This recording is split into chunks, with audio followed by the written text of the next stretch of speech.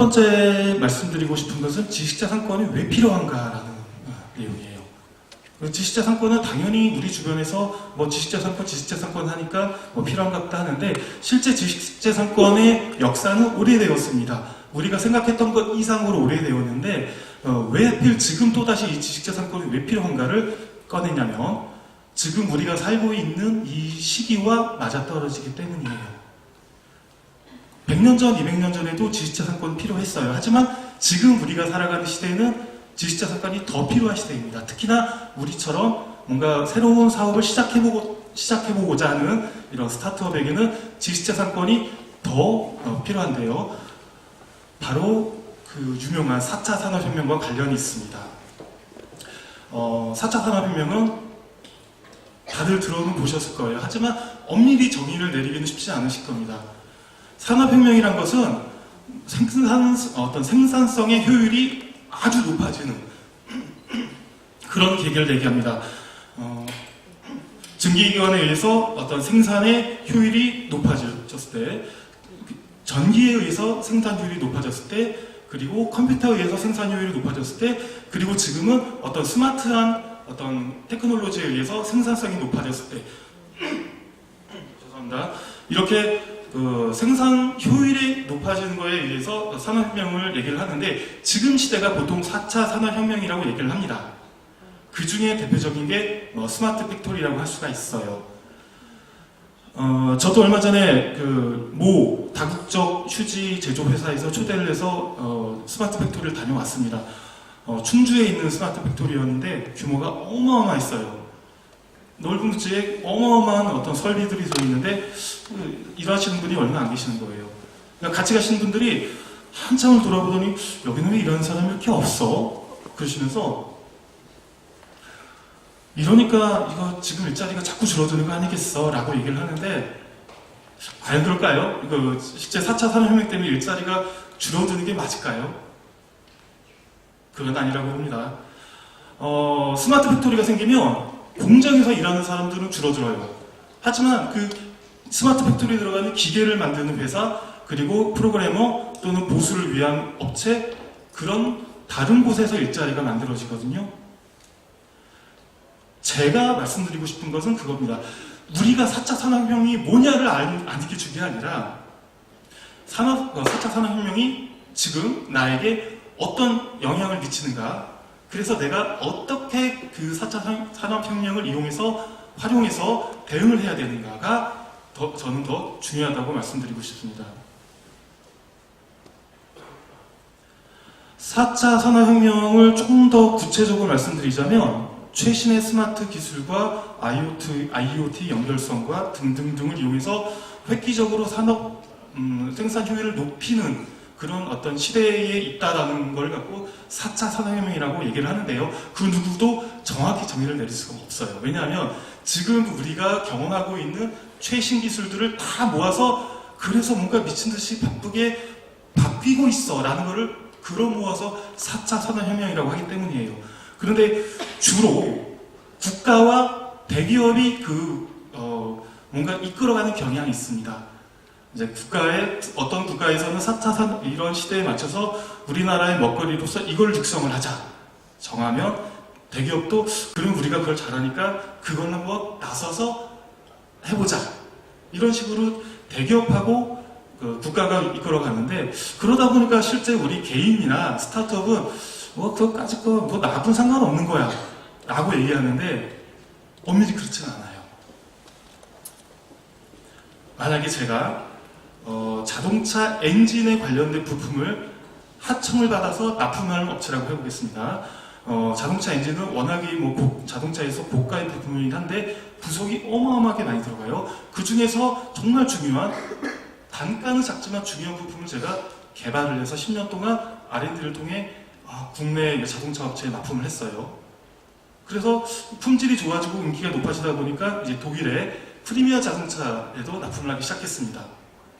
그런데 이게 계속 이제 내연기관 자동차만 발전을 하면 저는 더 시장을 더 차지할 수 있어요. 근데 하필이면 갑자기 테슬라라는 그 브랜드가 나타나서 고성능 전기 자동차를 소개했단 말이에요. 그랬더니 사람들이 우와 하면서 그래 이제 미래는 전기자동차야 이러면서 전기자동차는 뭔가 올라가는데 저기는 엔진이 필요하지 않아요. 전기자동차는 아시다시피 내연기관이 아닌 배터리로 돌아가는 모터를 쓰는 자동차입니다. 그러면 이제 자연스럽게 엔진의 시장은 작아질 거란 말이에요. 저는 작은 공장을 운영할 뿐이 저는 가만히 있었는데 시장이 줄어들었어요. 이게 바로 우리가 작은 기업일지라도 눈여겨볼 수밖에 없는 4차 산업혁명의 현실인 겁니다. 조금 더 얘기를 들어볼게요. 방금 제가 자동차 어떤 부품이라고 말씀드렸죠. 4차 산업혁명 그러면 뭔가 산업에 관련된, 생산성에 관련된 거다 보니까 대규모의 어떤 산업 현장에서만 필요한 건 아니냐, 또 이런 얘기가 있을 수 있습니다. 엄밀히 얘기하면 지금 현재의 시대는 생산에 관한 부분도 있지만 그 생산된 제품을 유통하고 구매하는 우리 사용자들의 경험에 관한 부분도 포함됩니다.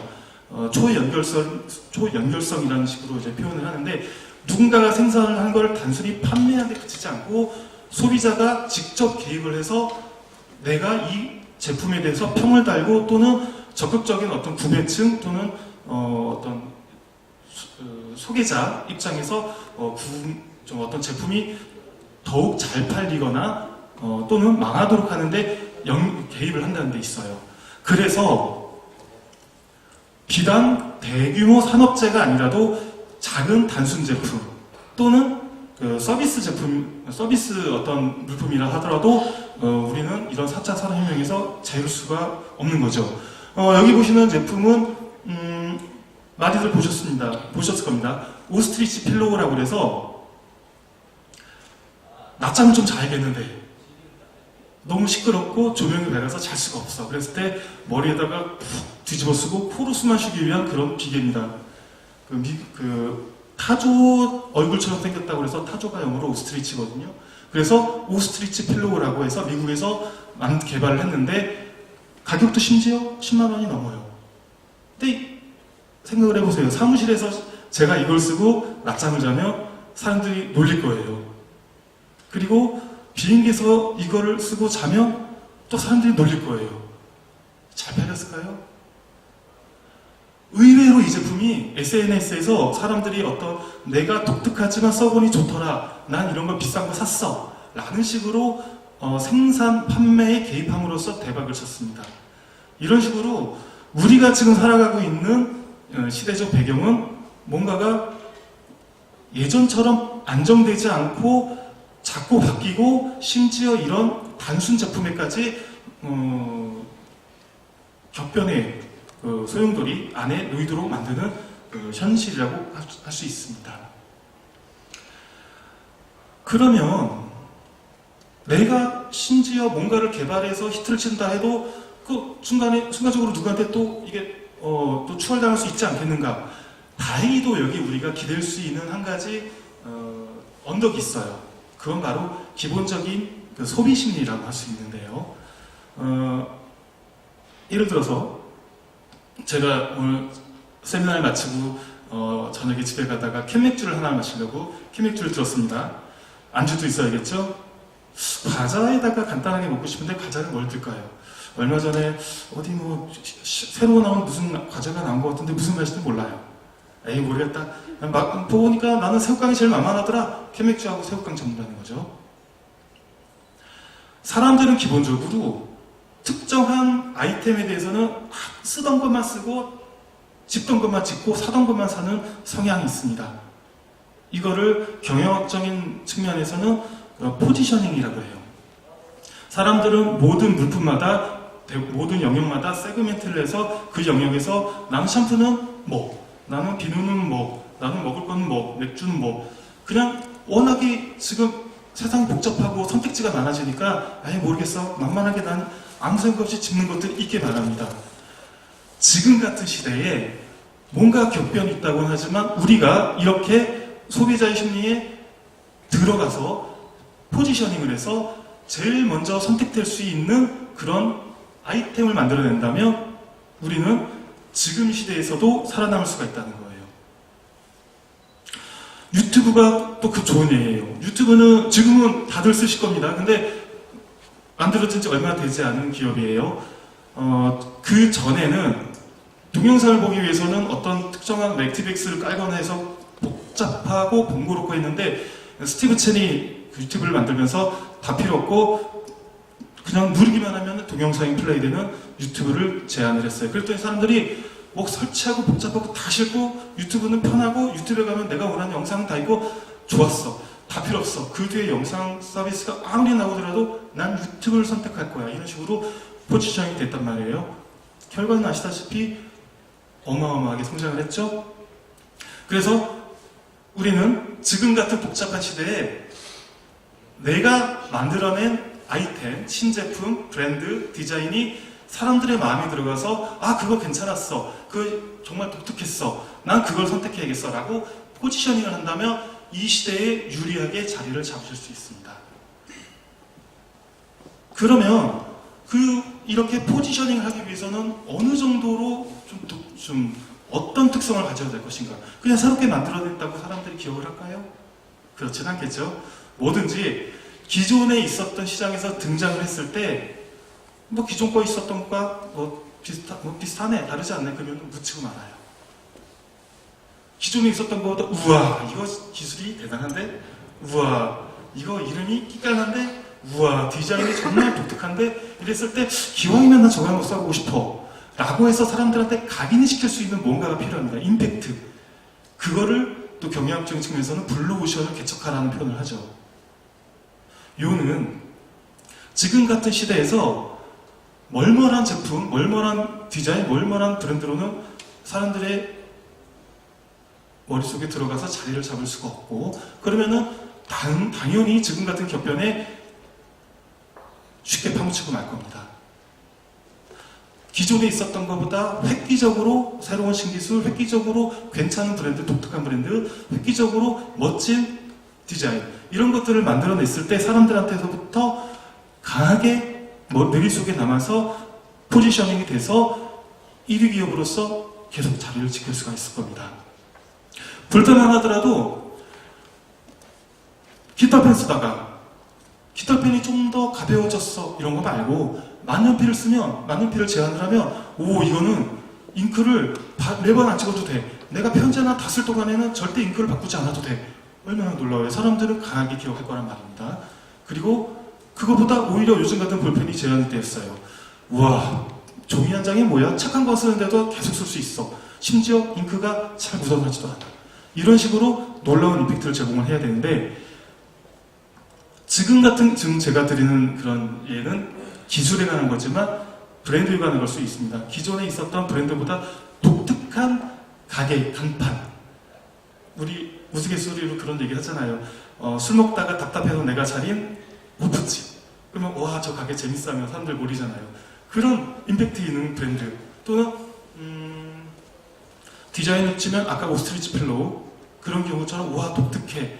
이런 것들이 제한돼서 사람들이 뇌리에 강하게 박히면 지금 같은 시대에 유리해가는 겁니다. 이런 변화는 다분히 혁신을 필요로 해요.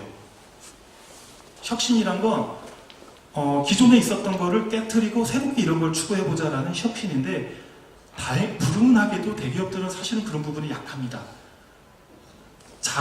지금도 비즈니스가 되고 있는데 구태여 갈아엎고서 모험을 유지할 수가 없는 거예요. 그렇게 되면 수백 명, 수천 명의 직원들을 갑자기 길거리로 내몰 수가 있으니까. 그런데 그에 비해서 작은 기업들은 우리 까짓거 3명이서 똘똘 뭉쳐서 하는데 뭐 이렇게 한번 해보자. 안 되면 처음부터 다시 하면 되지 뭐. 그런 면에서 작은 기업이 이런 시대에는 더 유리한 겁니다. 구글, 한때는 야후가 대세였어요. 우리 몇십 년 전으로 불과 10년 전이죠? 20년 전이네요.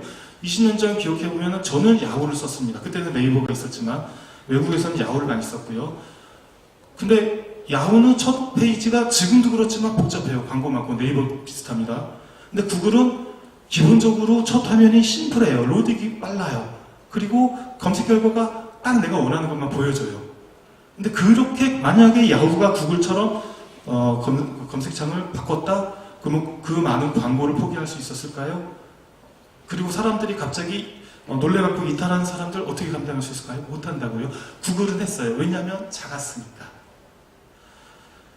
여러분도 마찬가지입니다. 작은 기업이니까 뭔가 새로운 혁신을 부담 없이 할 수가 있어요. 근데 물론 내 스스로의 주저하고는 싸워야 됩니다. 기존에 있었던 것과 안전빵으로 가자. 그것과 싸우고 혁신해서 기존에 있었던 것과 확연하게 다르게 트렌디하게 뭔가 좀 큰 혁신을 이뤄낸다면 지금 같은 시대에 잘 자리를 잡으실 거예요.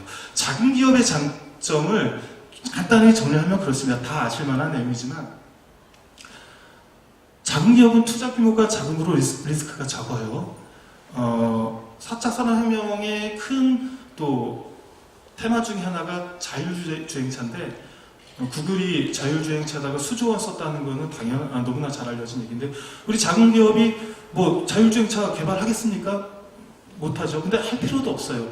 자율주행차에 들어가는 센서, 좀 더 정밀하게 내가 주행하는 그런 환경에 관한 센서를 개발하면 됩니다. 센서 개발하는 데는 상대적으로 돈이 덜 들어요. 그리고 잘못 개발했을 때 리스크도 적어요. 장점입니다. 그리고 변화에 대한 여지가 있어요. 구글이 자율주행차 적응하는데 가만히 봐요. 이게 시장에서 먹힐 것인가 안 먹힐 것인가 가만히 보다가 이거 아직까지는 자리 잡기 멀었어. 한참 있다가 어느 정도 이제 자리가 잡히기 시작하면 그때부터 개발을 하면 돼요.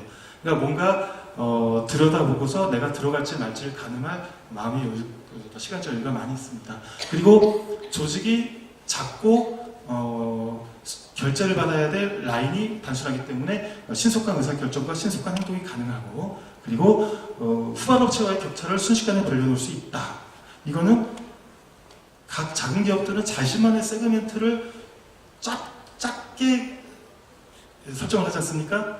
그러면 기왕이면 독특한 어떤 제품, 어떤 백그라운드, 어떤 세그멘트를 설정할수록 경쟁업체가 없다 보니까 내가 조금만 혁신적이면 나중에 따라오는 업체와의 격차를 벌릴 수가 있습니다. 이 얘기는 바로 뒤에 이어지는 이 장의 주된 논의, 지식재산권 관련이 있는데요. 바로 지식재산권을 통해서 후발 업체가 따라오는 걸 막을 수 있기 때문이에요. 더 유리하게. 자, 이 얘기를 좀 더 가보겠습니다. 지금까지 정리를 좀 해보겠습니다. 작은 기업일수록 혁신에 유리해요. 내 대기업도 혁신하지 말라는 부분은 없습니다.